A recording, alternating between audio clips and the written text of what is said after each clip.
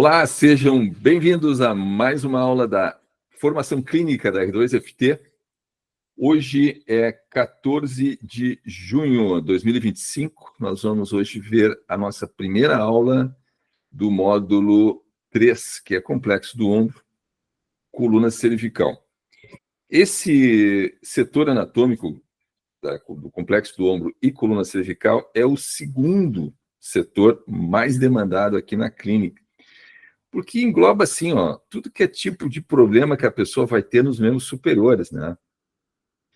Tudo. Desde epicondilite, problemas posturais, dor de cabeça, cervicalgia, problema na ATM, mas principalmente problemas posturais. A gente vai usar muito esse conhecimento aqui para tratar os problemas posturais.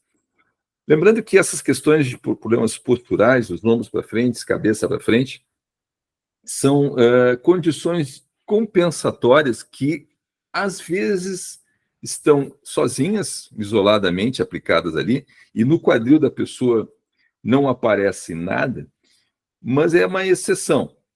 Normalmente, esses problemas posturais eles estão associados com disfunções tanto no quadril quanto no complexo do ombro, normalmente, né? Porque dificilmente uma coisa está sozinha ali, isolada.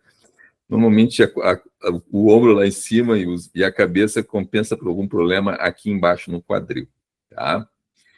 Bom, vamos hoje começar, então, a nossa aula. Deixa eu compartilhar aqui.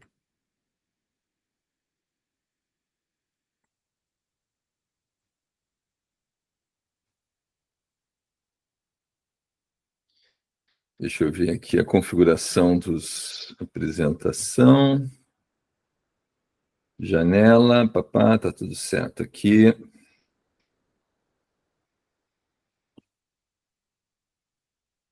Bom, então me deem aí por áudio, por favor, uma confirmação se está tudo certo. Vocês devem estar vendo o slide e eu do lado. Tudo certo. Agora eu vou trocar. Trocou? Certinho. Trocou. Beleza. Certo. Bom, que eu não vou precisar entrar, né? Porque óbvio que você já me conhece. Bom, hoje o que nós vamos fazer vai ser uma aula rápida, porque nós temos bastante tempo até o nosso módulo presencial, então não vou nos estender hoje aqui muito, tá? Vai ser 45, 50 minutos, acho que não deve chegar nem a uma hora, tá? Nós vamos fazer só a primeira parte ali, a anatomia do ombro, não vamos nem entrar na coluna cervical. Sábado que vem a gente entra lá. Tranquilo. Beleza. Ivan, só te pedir, depois eu te mando ali no grupo ali dos vídeos, eu acho que eu perdi alguns vídeos ali que eu tava dando uma estudada nos módulos. Tá, eu te envio o link. Tá. Sem problema. Bom, aqui são os nossos princípios, né? Não preciso retomar isso aqui.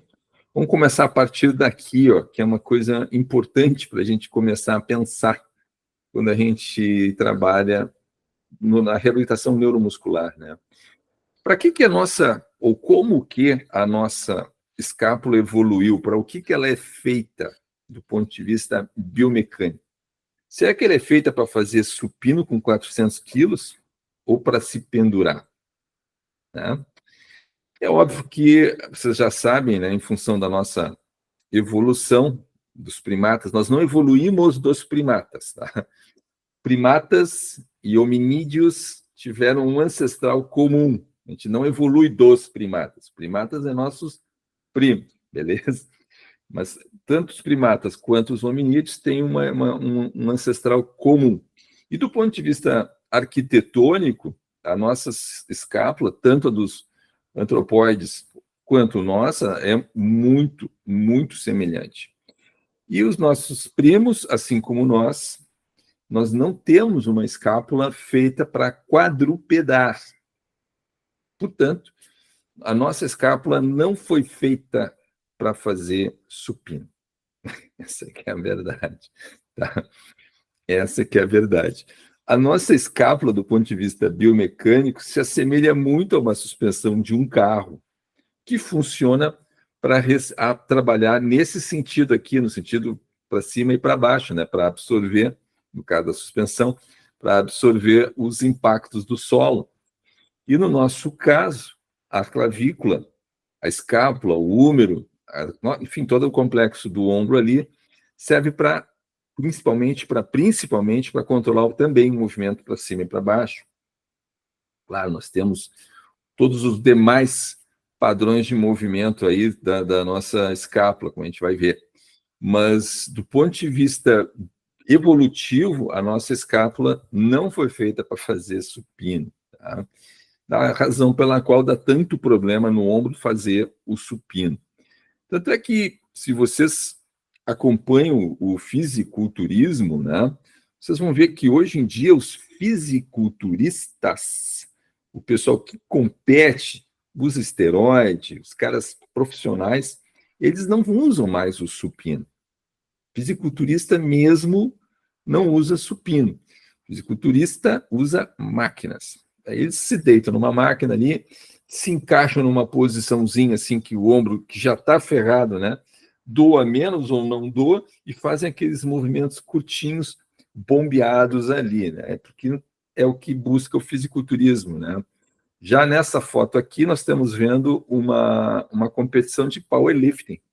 O sujeito ali está com uma carga acima de 350 quilos. Ali. Então é diferente. Né? Mas eu não estou negando com isso a utilidade do supino. Tá? Só que essa discussão, né, do supino, se o supino, a utilidade do supino, qual é a utilidade do supino? Deixa eu botar o meu telefone em modo silencioso aqui, para não dar problema. Espera aí, com licença. A utilidade do supino na academia tem utilidade, né? Principalmente nos anos iniciais da carreira de um rapaz, de um atleta do ferro, né? Os primeiros 3 anos, principalmente, é muito importante usar um supino para desenvolver força. Mas depois, se o sujeito quiser desenvolver realmente o fisiculturismo num nível maior, em algum momento da carreira dele, ele vai largar o supino e vai migrar só para as máquinas. Tá? Só um parênteses aqui com relação a essa questão do supino e os problemas que o supino causa nos ombros das pessoas. Não é que o supino em si seja prejudicial. Claro que, como eu falei, a escápula não é adaptada para essa carga, para esse padrão de carregamento, mas as pessoas fazem muito mal, né? As pessoas não têm instrução para supino, né? Ninguém sabe fazer um supino direito, mas esse é assunto para o nosso próximo curso, treinamento funcional, que já está pronto. Vamos lá. Então, nós vamos começar essa nossa revisão hoje de anatomia clássica aqui do complexo do ombro, com a osteologia do complexo do ombro e depois os músculos. Vamos ver o sistema local, sistema global, e vai ser isso aí. Então, do ponto de vista dos ossos, né, o complexo do ombro ele é formado pelo húmero, o osso do braço, a escápula, a clavícula e o externo. O externo é aquele osso chato aqui que fica no peito, né? E o que é interessante aqui é observar o seguinte, ó, que entre as costelas e o externo, e entre o manúbrio, existem essas estruturas cartilaginosas aqui, ó, que muitas vezes a gente esquece, a gente pensa que a costela encaixa direto no externo. Não, não, não. Tem uma estrutura cartilaginosa. E essas interfaces aqui, essas articulações aqui entre as costelas e essas cartilagens, elas podem inflamar tanto essa porção distal quanto a porção proximal aqui com o externo, tá? Normalmente essa aqui inflama, pode inflamar, principalmente nas doenças inflamatórias tais como a que eu tenho, tá? Porque a minha doença inflamatória, ela atinge o esqueleto axial, tanto a coluna quanto aqui na frente também. Né? Então, essas articulações aqui podem inflamar. O que a gente tem que saber aqui é a nomenclatura, né? Porque quando a gente fala aqui, por exemplo, no diafragma, o diafragma passa aqui embaixo, né? Então, perto do apêndice xifoide, aí tem o corpo do externo e o manúbrio. Deixa eu ver o que mais que tem aqui. Os músculos intercostais, né? Os músculos intercostais têm os intercostais internos e externos, que, como o nome sugere, fica entre uma costela e outra, que são o segundo músculo, depois do diafragma, importante, responsável pela ventilação. A clavícula é aquele ossinho que faz o papel da parte superior do braço da suspensão, né, do carro, é o que estabiliza a escápula no plano de subida e descida. Ela forma uma articulação aqui com a escápula, que é a articulação externo-clavicular, aqui, ó, externo-clavicular, e com acromioclavicular com a escápula, tá? São dois pontos de contato. Essa articulação aqui também entra em atrito facilmente através do tênis. Muitos atletas do tênis têm essa inflamação aqui, essa articulação inflamada. Tu vai encontrar o subclávio, que é um músculozinho aqui embaixo da clavícula, facilitado. O pessoal do ferro costuma ter essa articulação aqui ferrada, por causa do supino, por causa da pressão de ombros. Costuma, inclusive, criar um calo ósseo aqui em cima. Um calo. Eu tenho, até não é muito grande, mas outros atletas do ferro também tem, tá? É muito comum essa articulação aqui, a acromioclavicular, dar problema. A escápula é o osso que faz a interface do húmero com o gradil costal, né? O gradil costal está aqui, e a escápula é o osso que faz essa interface. Então, nela, nós temos uma porrada de músculos que fazem a estabilização escapular.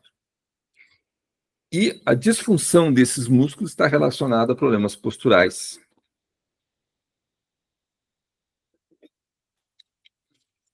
O ombro para frente, dor no ombro. Dor no ombro, tipicamente, e as tendinites, né, do tendão da cabeça longa do bíceps, normalmente estão relacionadas a problemas do posicionamento da escápula no gradil costal. A escápula fica mal posicionada. Nós vamos ver isso mais tarde nesse módulo, que é o que a gente chama de discinesias escapulares. Tem vários tipos de discinesias, cada uma delas tem alguns músculos que não estão funcionando. Nós vamos ver isso aí em detalhes depois. O húmero, naturalmente, faz parte do complexo do ombro. E o húmero, no húmero, nós temos vários músculos que estão conectados a ele e à escápula. E é por isso que nós temos que levar em consideração esse carinha aqui, né? Porque nós temos o peitoral maior, nós temos o grande dorsal, nós temos o tríceps. E todos esses músculos, quando disfuncionais, vão colocar a escápula em posição errada. E quando a escápula está numa posição errada, disfuncional, quando a gente coloca carga nela, é problema na certa. Então, aqui nós temos as articulações, né?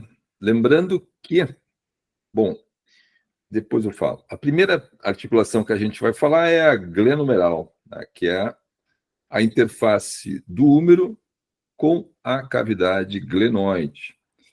Essa articulação aqui ela é estabilizada basicamente por três estruturas. A primeira delas é o ligamento glenohumeral. Tem um ligamento ali. Um ligamento aqui, lá dentro. Tá? Aqui por fora nós temos a cápsula articular.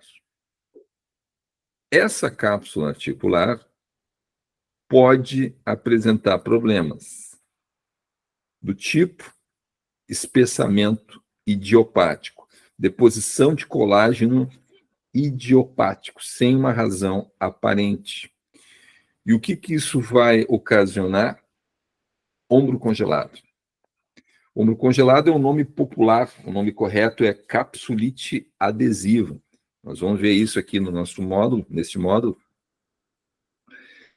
E vamos diferenciar bem a capsulite adesiva do déficit de rotação externa, que é um desequilíbrio muscular tão somente. Enfim, nós vamos ver os problemas que dá aqui nessa articulação com bastante detalhe. Essa aqui é a glenumeral. Aqui, como eu falei, a interface entre o acrômio, né? O acrômio, que é essa parte, esse ossinho chato aqui da escápula, né? E a clavícula é acrômio clavicular, que no pessoal do ferro dá problema, né? Cria um calo ósseo aqui. E a esternoclavicular, que é esta aqui, que dá problema principalmente no pessoal do tênis. Aqui nós temos mais um detalhe da articulação glenomeral, e o detalhe que eu quero chamar a atenção para vocês é do tendão da cabeça longa do bíceps. Observe que o ponto de inserção do tendão é na cavidade, é na parte superior aqui da cavidade glenoide, ó. Parte superior. Ou seja, nós já sabemos, né? É um spoiler, mas vocês já sabem, né? Que essa articulação aqui, o sistema local de estabilização dela é o manguito rotador. Supra, infra e o subescapular. Porém, do ponto de vista funcional, a cabeça longa do bíceps faz parte da função estabilizadora do húmero, da cavidade glenoide, da articulação glenomeral. Então, ela atua sinergicamente com o manguito. Ela atua sinergicamente. Razão pela qual essa estrutura aqui está sempre ferrada quando o sujeito apresenta uma dor no ombro. E dor no ombro, vocês vão ver, quem mais tem dor no ombro é o pessoal da musculação, né? Porque essa estrutura aqui, ela está sempre tomando ferro, né? Supino, pressão de ombro, rosca direta, elevação lateral. Muitos dos exercícios da musculação batem em cima dessa estrutura aqui. E como eu falei, não é por causa do supino, da pressão de ombro, entendeu? Se o sujeito tiver com tudo certo no ombro dele, pode fazer o que quiser, pode botar a carga que quiser. Se tiver tudo certo, não vai dar problema. Mas dá problema porque quase ninguém tem a escápula funcionando a pleno, né, corretamente, e vai na musculação botar carga em cima de um problema. Carga em cima de disfunção é dor, é problema, é lesão, né? Mais cedo ou mais tarde. Não é que vai explodir o ombro do menino por fazer um supino, mas anos, 2, 3, 4, 5 anos, nem chega tanto, né? Mas 2 anos já fazendo um trabalho de força em cima de uma escápula mal posicionada, o ombro do guri já começa a dar problema, tá? Detalhe aqui da articulação acrômio-clavicular. E um detalhe da articulação externo-clavicular. E agora vamos para a articulação, entre aspas, escápulo-torácica, porque do ponto de vista anatômico, estritamente anatômico, não é uma articulação, mas do ponto de vista funcional, porque é o ponto de contato da escápula com o gradil costal, né? Então, é como se fosse uma articulação, mas do ponto de vista estritamente anatômico, não é.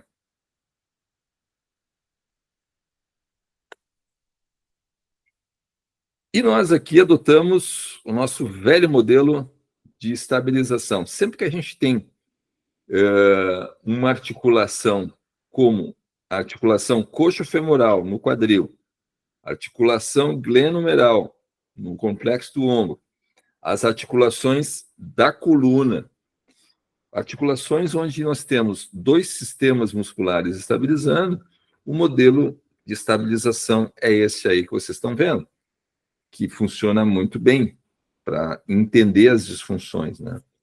São o sistema local e o sistema global.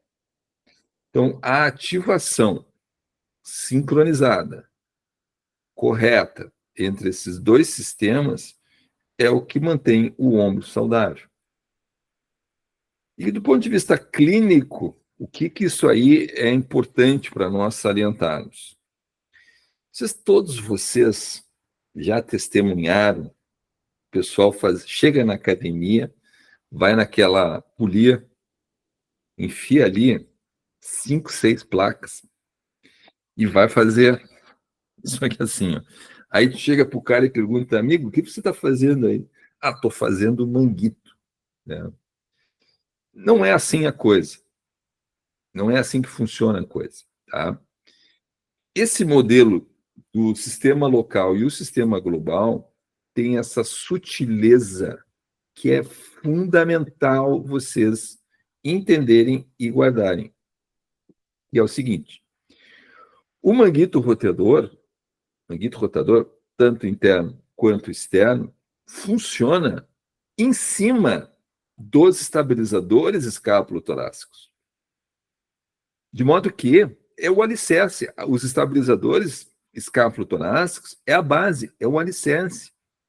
Então não adianta você tentar fazer um trabalho de manguito se os estabilizadores não estão corretamente acionados, posicionados.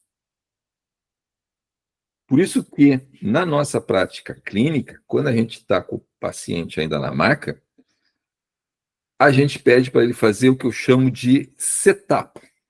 Olha, faz o setup da tua caixa torácica. Aí eu faço, né, assim, para o cara entender o que é o setup, que é botar os ombros para trás, projetar o peito para frente, para que os estabilizadores escápulo-torácicos entrem em ação. Uma vez que isso tenha ocorrido, aí sim você pode colocar o manguito para funcionar, tanto de rotação interna quanto externa. Mas é fundamental ativar os estabilizadores escápulo-torácicos antes de fazer o trabalho de manguito. Beleza? Quem é quem? Quem é quem?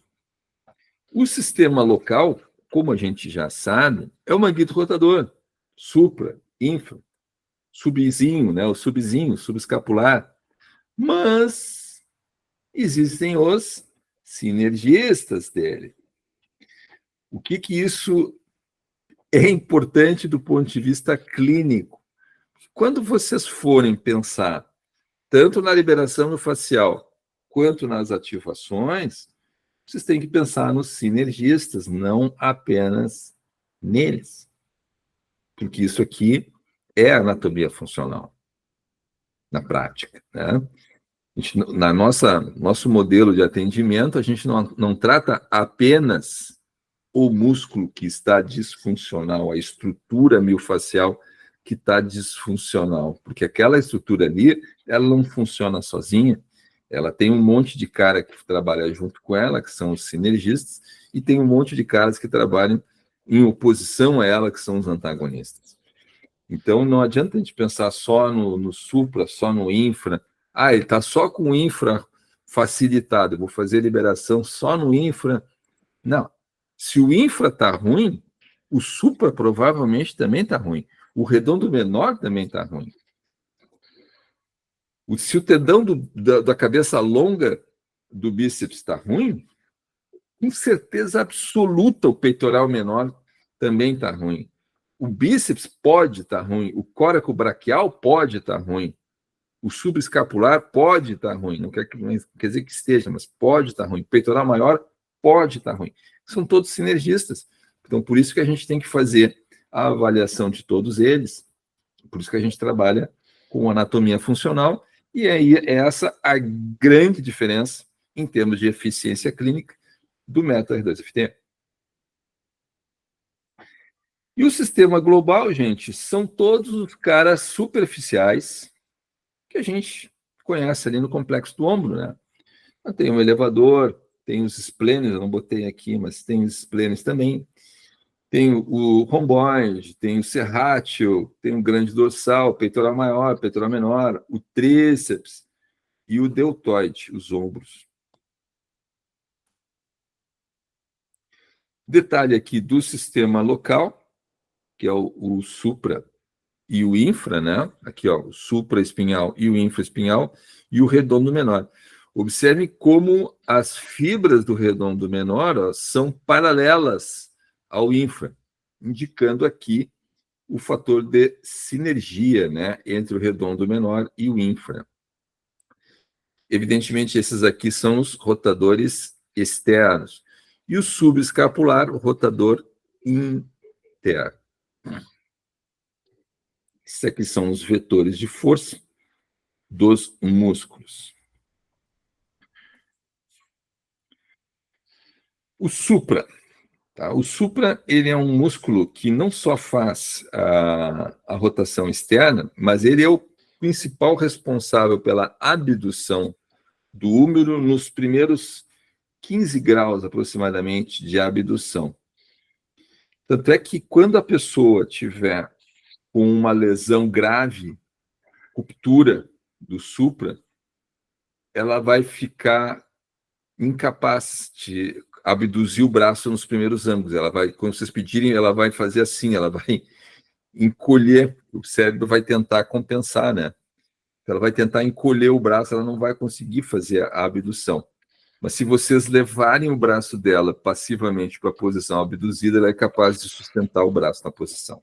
Porque já entra o deltoide e entra outros sinergistas, né? O supraespinhal, ele é o cara que vai sofrer no complexo do ombro, assim como o tendão da cabeça longa do bíceps é o cara que vai apresentar problema. Isso porque vocês estão vendo aqui, ó, ele passa por baixo do teto do acrômio. Aqui nós vamos ver mais em detalhe adiante, mas tem uma bursa, né, que é o que faz o acolchoamento entre o supra e o teto do acrômio. E, em função de uso excessivo ou mau uso dessa estrutura aqui, a pessoa acaba desenvolvendo bursite e o tendão desse músculo aqui, do supra, começa a entrar em inflamação, formando uma tendinite, evoluindo para uma tendinose e, por último, o rompimento deste tendão. O processo é esse, né? Tendinite, inflamação.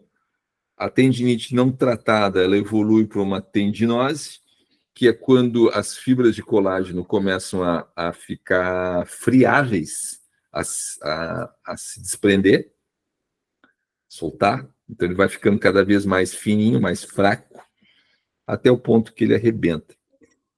É interessante também de se lembrar, dependendo da população com que a gente vai trabalhar, e não é preciso ser fisiculturista, não, para dar problema nesse ombro. Claro, fisiculturista, tenista, é a população que mais vai dar problema, tá? Mas as pessoas idosas também. Porque pessoas idosas com disfunções cinesioescapulares, né? De décadas de vida, elas, em função do enfraquecimento, elas também vão apresentar problemas nessa estrutura aí. E não é nada incomum um idoso romper esse tendão aqui, né? E ele não está fazendo absolutamente nada. Na verdade, ele rompeu justamente por não fazer nada. Então, vocês observem como é delicado essa abordagem a esse tipo de problema, né? Não é porque vocês vão ver rompimento do tendão do supra, tanto numa pessoa idosa quanto num fisiculturista. Um por excesso de uso indevido, e outro por falta de uso, fraqueza e desacoplamento da escápula com o gradil costal, né? Mas é isso. Bom, aqui nesse slide ainda de informação importante aqui, que são isso aqui, os sinergistas, né? Quem é que é sinergista do supra, né? É o infra, naturalmente, né? O infra está aqui embaixo, o supra e o infra são rotadores externos. O deltoide, na porção medial, é sinergista, porque nos primeiros 15 graus de abdução, a maior parte do trabalho, ou toda a parte do trabalho, é do supra, mas depois dos 15, 20 graus de abdução, o deltoide entra. Então, o deltoide, na porção medial, é sinergista dele. E, naturalmente, a linha de tensão vai até os extensores do punho. Tá? Essa lista de sinergistas e antagonistas eu tirei deste livro aqui, ó. É o livro do David. Tá? Esse aqui. Esse livro aqui é o livro do David Weinstock, o NKT. É bem interessante para que a gente usa esses modelos aqui de anatomia funcional. O David utiliza a mesma coisa que a gente utiliza ali, que são o Thomas Mears. Tá? O David e o Thomas Mears são colegas. E antagonistas, né? Se esses caras aqui, né, eles fazem rotação externa e abdução, então a gente tem que pensar, bom, quem são os antagonistas? Quem são os antagonistas deles, do supra e seus colegas, né? É quem faz adução e extensão, né? Então nós temos o grande dorsal, nós temos o redondo maior e, consequentemente, o peitoral maior na frente, o córaco braquial também, que faz adução horizontal, e o subescapular, por excelência, né? Porque o subescapular é o rotador interno, né?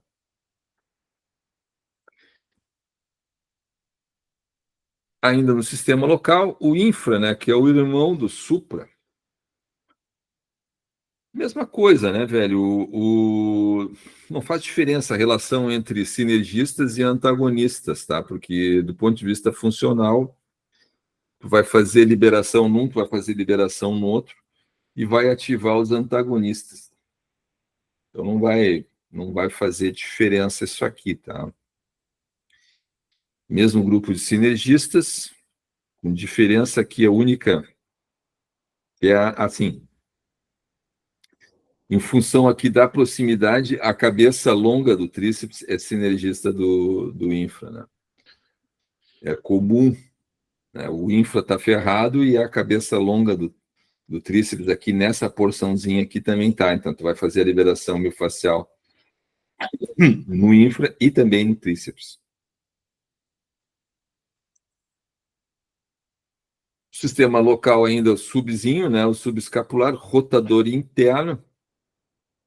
Sinergistas do rotador interno, olha aqui, ó. Deltoide na porção anterior. Peitoral maior. Redondo maior. Grande dorsal e flexores do punho. Todos na mesma linha, né? Depois, quando a gente for ver ali o mapa do Thomas Mears, visualmente falando, é mais fácil de memorizar. Naturalmente, os antagonistas são os rotadores externos, né? Que é o infra, o supra, o redondo menor, deltoide cabeça, a porção posterior do deltoide. E é isso aqui. O redondo menor, sinergista do infra, ele tem a mesma lista de sinergistas e antagonistas, não muda nada.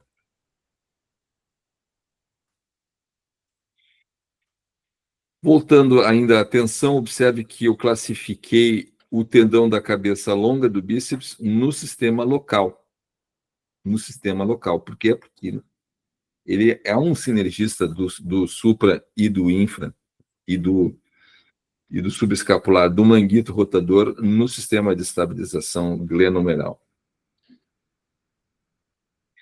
O que é importante aqui? A lista de sinergistas e antagonistas, né? Então, se o tendão da cabeça longa do bíceps, a parte anterior do deltoide é sinergista dele. Quando a gente for ativar esse cara, nós temos que ativar em flexão de ombro, para pegar a porção proximal deles, né? Pegar eles ali.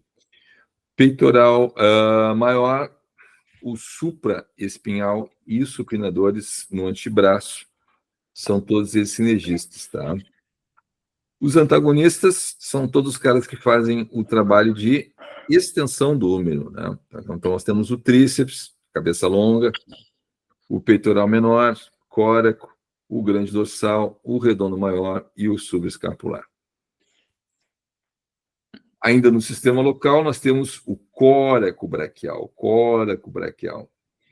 Esse cara aqui é um rei de dar problema nas dores no ombro. Esse cara e o peitoral menor, como a gente já vai ver, né? O córaco, ele faz adução horizontal, flexão horizontal ou adução horizontal do húmero. E tem como sinergistas o bíceps, parte anterior do ombro, naturalmente peitoral maior, né? Porque é a mesma ação cinesiológica. O grande dorsal entra menos, assim como o redondo maior, mas o subescapular entra direto aqui junto com ele, tá? Então, o que isso quer dizer, né? Que dificilmente não, nunca, né? Quando o córaco tiver facilitado, muito provavelmente toda essa turma aqui vai estar, né? Essa aqui é a parada. E, portanto, se esses camaradas ou algum deles estiverem facilitados, quem é que a gente vai ativar primeiro, né? A lista de antagonistas, os antagonistas dele. É todo o pessoal lá de trás, né? O infra, o supra, o redondo maior, redondo menor, o tríceps.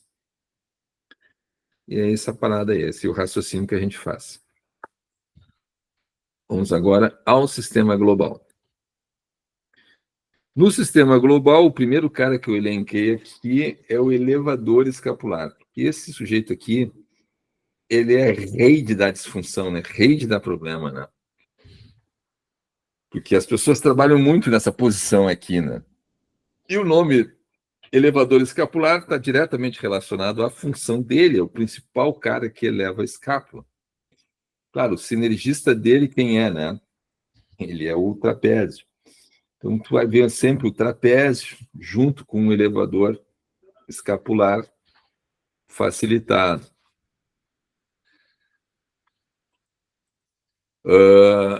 E dos antagonistas, o grande antagonista é o grande dorsal.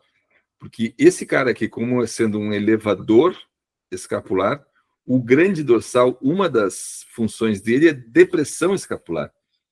E o grande dorsal, na função de depressão escapular, junto com o trapézio inferior e o serrátil anterior, eles são os principais estabilizadores da escápula no gradil costal. Falando em trapézio, nós temos 3 porções do trapézio, porção superior, medial e inferior. A porção superior do trapézio é elevar a escápula. A porção medial do trapézio trabalha junto com os romboides e o deltoide posterior, né? Então, é a retração escapular. E a porção inferior do trapézio é depressão escapular e estabilização escapular. Então, o trapézio é um cara assim que dá bastante trabalho para a gente, tá? Junto com o serrátil, é um dos principais estabilizadores escapulotorácicos. Mas o serrátil anterior, junto com o romboide, que são antagonistas, a gente já vai ver isso, o serrátil anterior é um dos principais estabilizadores escapulotorácicos, tá? Ele tem essas fibras aqui, as fibras dele são dessa forma, e vocês podem imaginar que pelos vetores de força dessas fibras aqui, ó, que elas encaixam a escápula no gradil costal. Sempre que vocês virem a bordinha inferior ou a borda medial da escápula solta, né, para fora, desencaixada no gradil, pode escrever que o serrátil está inibido nessa parada aqui. Professor, Oi? o Fábio tá tentando entrar. Ele mandou mensagem no grupo agora. Espera aí.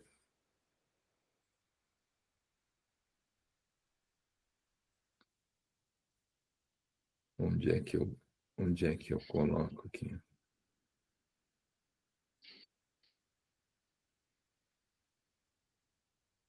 Espera aí. Não estou vendo onde é que ele está.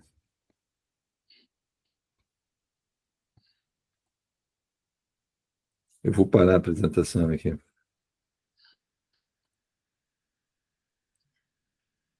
Espera aí.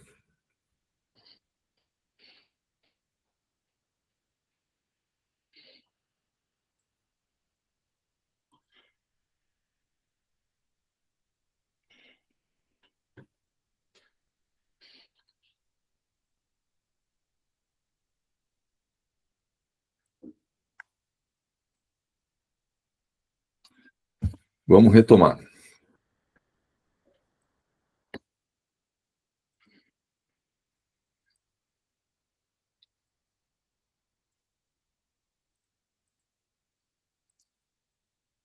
Peraí.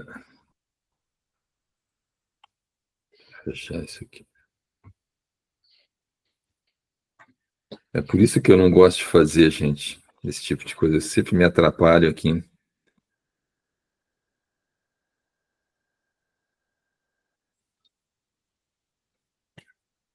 Sabe? Quem entrar, entrou. Quem não entrar, agora vai dar.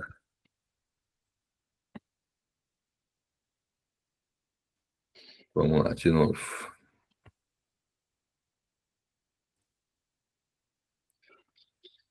Voltando. Tudo certo aí?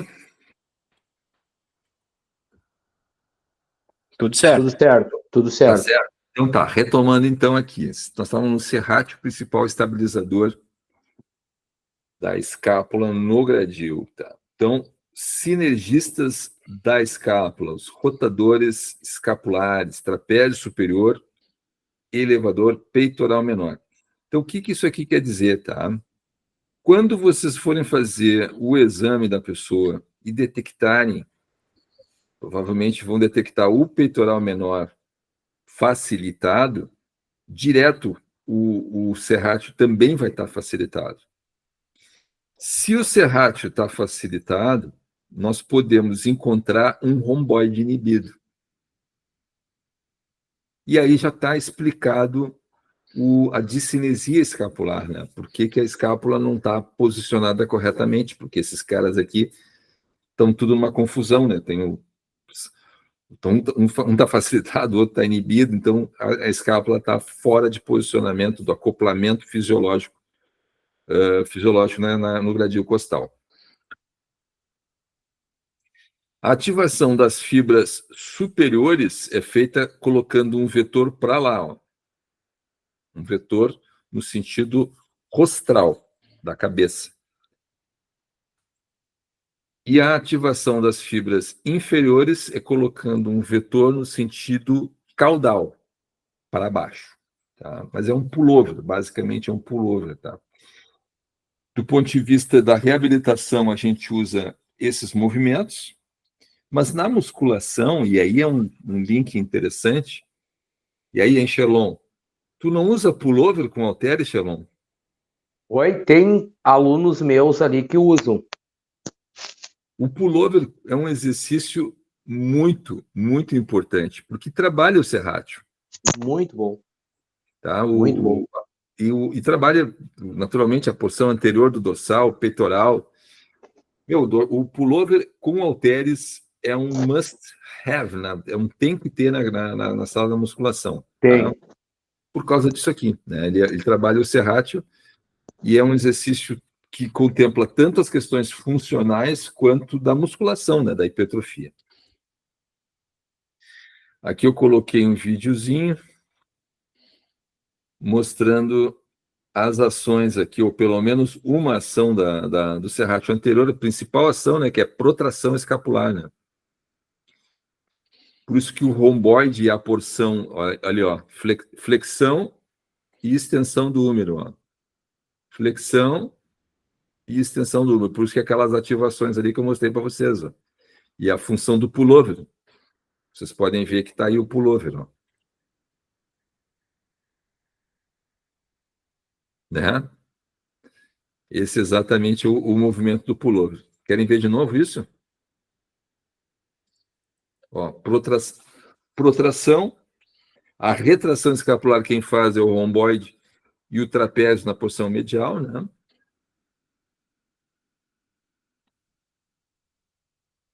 E a extensão e flexão do húmero ali, ó. Flexão, flexão, extensão do húmero.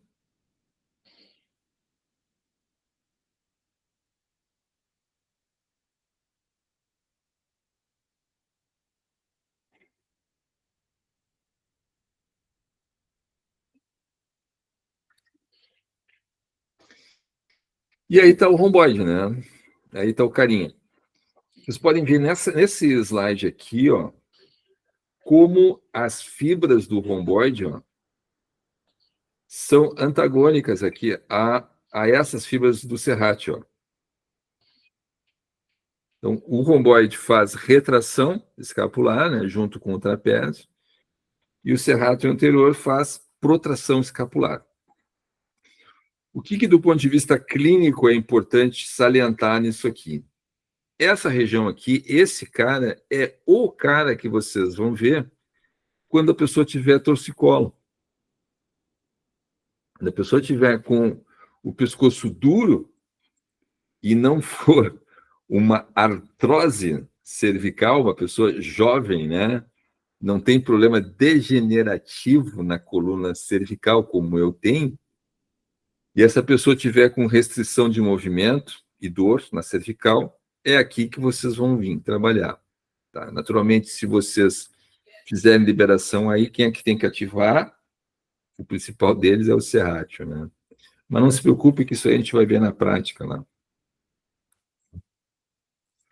O grande dorsal. O grande dorsal.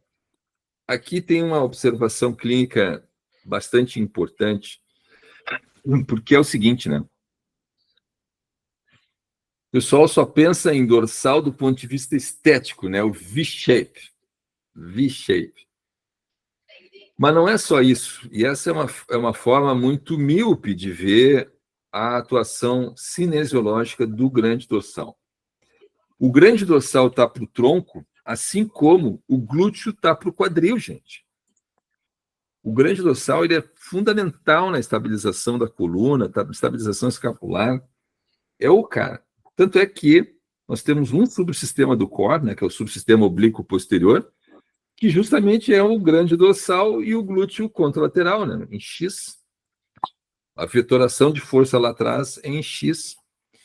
Então, para fazer um terra romeno, um terra, quem tem que estar funcionando é esse cara aqui, o grande dorsal e o glúteo. O grande dorsal e o glúteo, o subsistema oblíquo posterior, precisam estar funcionando.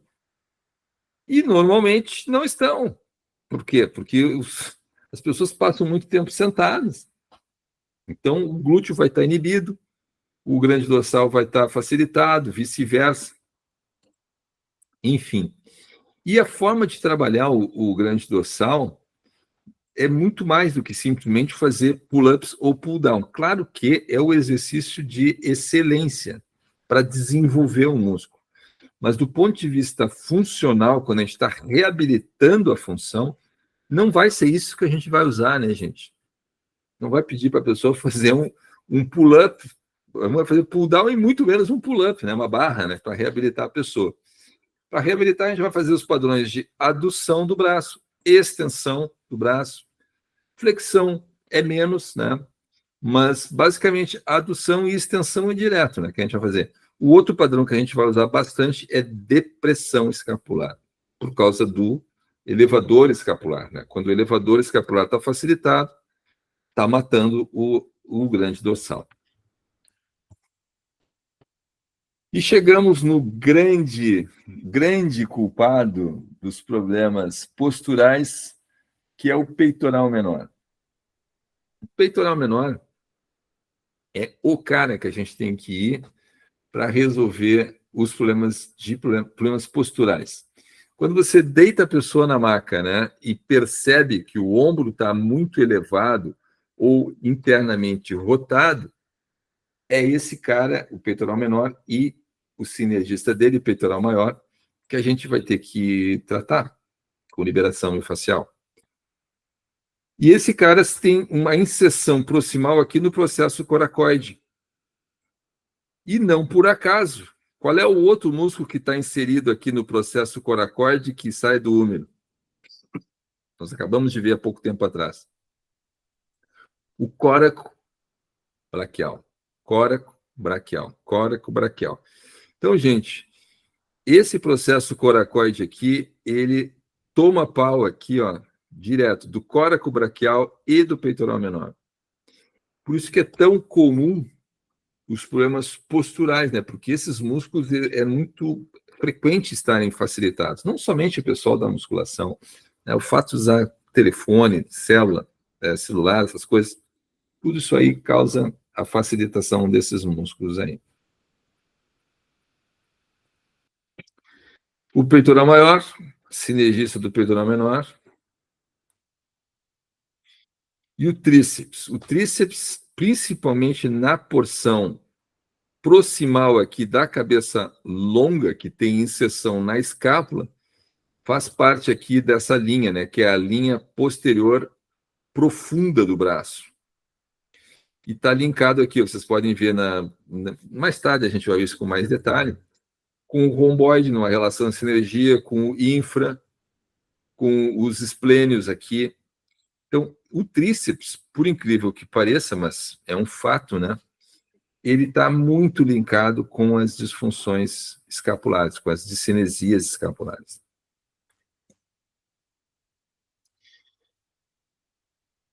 O tríceps na cabeça longa, né? Porque os outros dois, como cabeça lateral e cabeça medial, como tem origem e inserção no húmero, eles não afetam o posicionamento escapular, mas esse aqui afeta, né? Subclávio é um cara bem pequenininho aqui, ó, embaixo da clavícula, ó. Que nos tenistas é muito comum encontrar facilitado. Como eu falei, os tenistas sofrem aqui com a esternoclavicular, essa articulação que costuma inflamar. Esse cara aqui, o subclávio, costuma estar facilitado.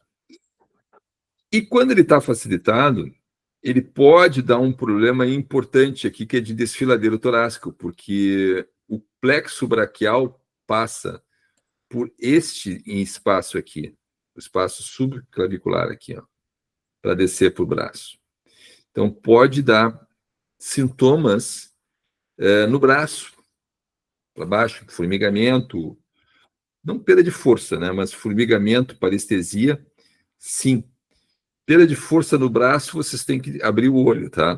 Porque perda de força no braço provavelmente é lá atrás mesmo, uma radiculopatia, uma hérnia, uma protusão discal que está pegando lá, tá?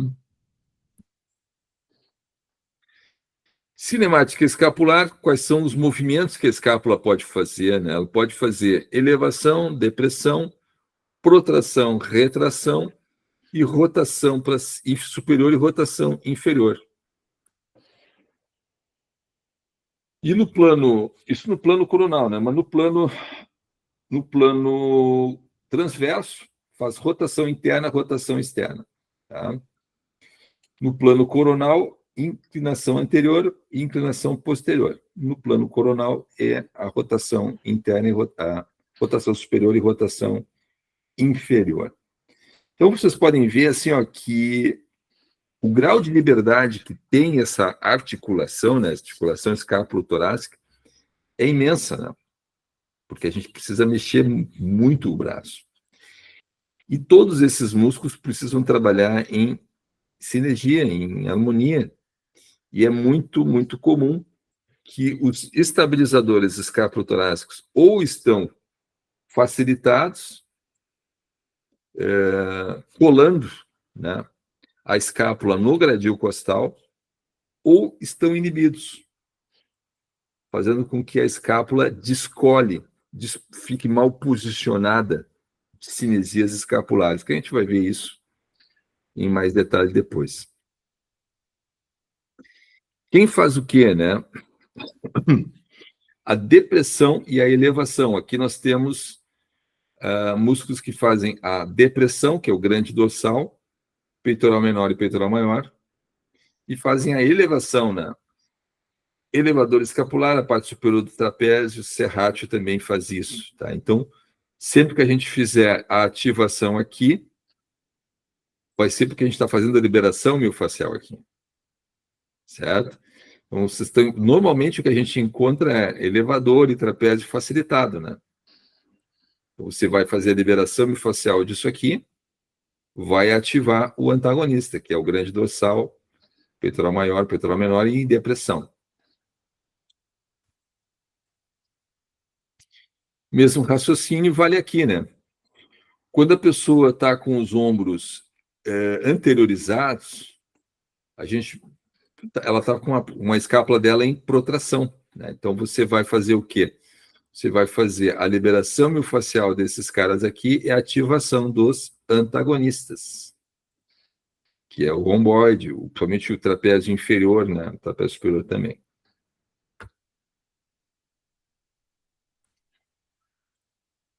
Rotação superior. Quem faz aqui? Fibras superiores do trapézio, fibra trapézio superior, o serrátil, que é esse vetorzinho aqui, e o trapézio inferior, que é esse outro vetor aqui, ó. E a rotação inferior, quem faz esse vetorzinho aqui, ó, é o peitoral menor. Esse vetorzinho aqui, ó, é o elevador maior. E esse vetorzinho aqui é o romboide.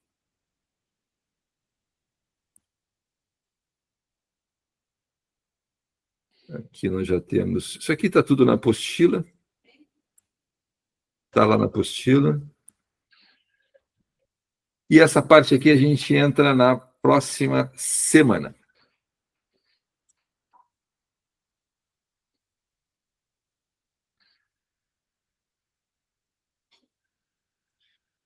Então tá aí agora, fizemos a nossa aulinha. Levou quase uma hora. Nós começamos 17 e 10. Não, levou uma hora. 17h10, 18h10. Alguma pergunta? Pergunta, acho que não, professor. E casos da academia aí, vocês têm que ter muitos casos aí de dor no ombro, em função da musculação. Me contem. Bah. Pode começar aí, Sherlão. Não, sabe, professor, tem bastante.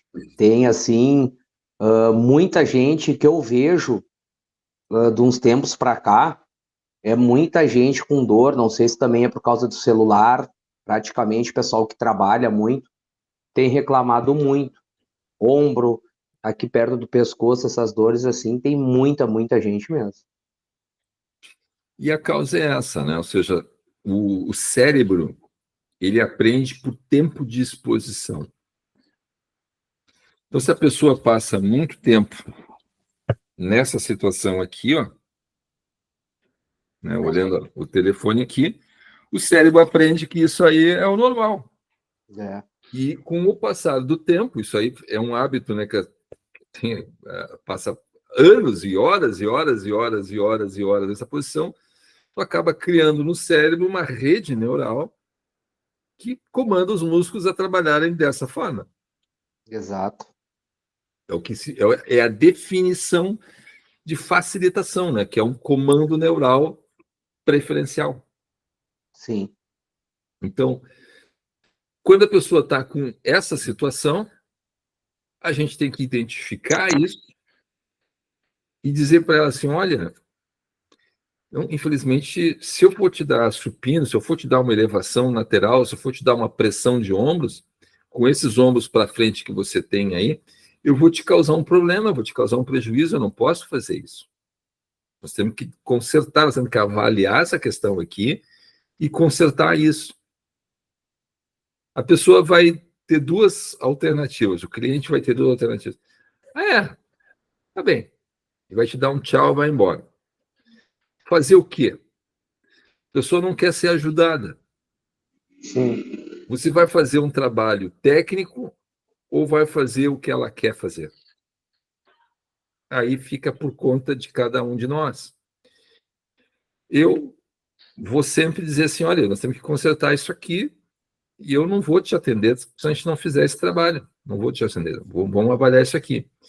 Só que aqui na academia, eu não consigo fazer essa avaliação e esse conceito. Eu preciso te levar para uma maca para fazer esse trabalho.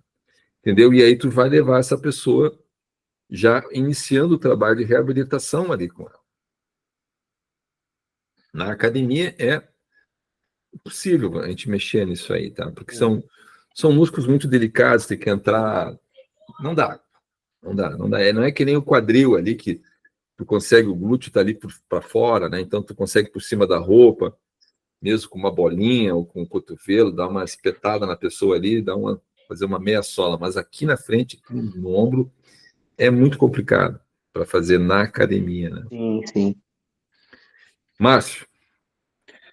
Bom, dá para relacionar com muita coisa, né, da academia, muitos outros exercícios, né, e outras manias, né, do dia a dia, como o Charlão disse ali, do celular, né, ou do trabalho até mesmo em escritório, né, a pessoa fica voltada para a cadeira até, né, começou a entrar a ergonomia do trabalho não tem nem uma década, eu acho, né, para pessoa que trabalha em escritório, daí tu imagina quantos anos, né, não tem gente que trabalha já dessa forma, se queixa de dor de várias e várias horas, né? A maior parte do dia voltada para frente, protuso e curvado, não só da cintura escapular, né? Mas daí a coluna toda é voltada para frente de um dia inteiro, né? Trabalhando no computador. E na academia, realmente, né? A questão da escápula, a pessoa já entra na academia com uma escápula totalmente numa localização disfuncional, não é feita avaliação, taca lá 3 de 10 no supino por 6 meses. 6 meses ela já tá toda ferrada, né? Exatamente. Em curto espaço de tempo, o ombro já começa a sinalizar problema, né? Mas aí, o que a pessoa faz, né? A pessoa entende, né? Diz, não, é assim mesmo. Estou treinando, né? Tem que doer. É assim mesmo. Então, isso é importante a gente destacar, né? Que é o primitivismo que ainda existe, que ainda reina, né? Na educação física, né? Uma coisa muito tosca, né? Não se preconiza, se diz, né, que o nosso trabalho é um trabalho de saúde, e de fato pode sê-lo, né? Mas o que se vê na prática não é isso, né? Não é um trabalho de saúde, não é uma intervenção de saúde, porque o exercício, na nossa concepção, ele é como um remédio. Então, para ser um remédio, tem que ter alguém tem que ter feito uma avaliação para ter feito a prescrição. A prescrição do exercício é uma intervenção baseada em uma avaliação. Então, se na tua avaliação tu encontra contraindicações para a aplicação de algum exercício, tu não deve aplicar o exercício. Mesmo que tu não saiba consertar. Tem problema. Se tu não sabe consertar, tu não tem a nossa formação aqui na cabeça, não cursou aqui, não sabe consertar, mas se pelo menos tu fez uma avaliação e entende que um determinado exercício está contraindicado e tu diz isso para a pessoa, tu já está fazendo um serviço de saúde, mesmo que não conserte. Consertar é um nível acima, né? Mas é isso que a gente tem que pensar na educação física, para que nós, como categoria profissional, sejamos mais valorizados, mais respeitados, e não sejamos vistos apenas como um entretenimento de adultos, né? Um recreacionista de adulto, um babá de adulto, mordomo de adulto, né? Que vai ali na academia para trocar a placa e montar a barra, né? Então, a parte técnica da educação física é essa aqui que a gente está vendo, né? Porque por que a gente tem que fazer isso aqui? Porque ninguém vai fazer. Ninguém vai fazer esse tipo de trabalho que a gente faz aqui na R2. Porque na fisioterapia, esquece, né? A fisioterapia não lida com desequilíbrio muscular, a fisioterapia, o escopo da fisioterapia é lesão traumática, controle da inflamação da lesão traumática. O que eles chamam de reabilitação é exercício, mas eles não têm a visão neuromuscular de reabilitar o controle motor. Isso não faz parte da formação deles. Então, na verdade, eles enxergam assim, ó, tá fraco, tá forte, e acabou. Né? Não é forte, fraco, facilitado, inibido, como a gente enxerga aqui, né? Por isso que essas questões posturais e de cinesia escapular, na fisioterapia, não tem conserto. Não tem conserto. Eles não conseguem consertar. E é isso, esse é o nosso trabalho mais... Mas eu vou dizer para vocês que entre trabalhar na escápula e trabalhar no quadril, é muito mais fácil para nós trabalhar na escápula, né? Porque os músculos são mais superficiais, são músculos menores, a gente não precisa fazer força nenhuma, né? Já no quadril, o furo é mais embaixo, né? Para pegar um isquio ali, né? O cara precisa de ferramenta e fazer força na maior parte das vezes, né? Pessoal, por mim está feita a nossa aulinha. Alguém quer colocar mais alguma coisa? Não, tudo tranquilo, professor. Isso aí. Então daremos continuidade na semana que vem com cervical. Beleza? Beleza. Tá bom. Bom final de semana. Obrigado pela presença de Beleza. vocês aí nesse sábado. Bom domingo e até semana que vem. Tá bom, Igualmente, até obrigado mais. igualmente. Abraço.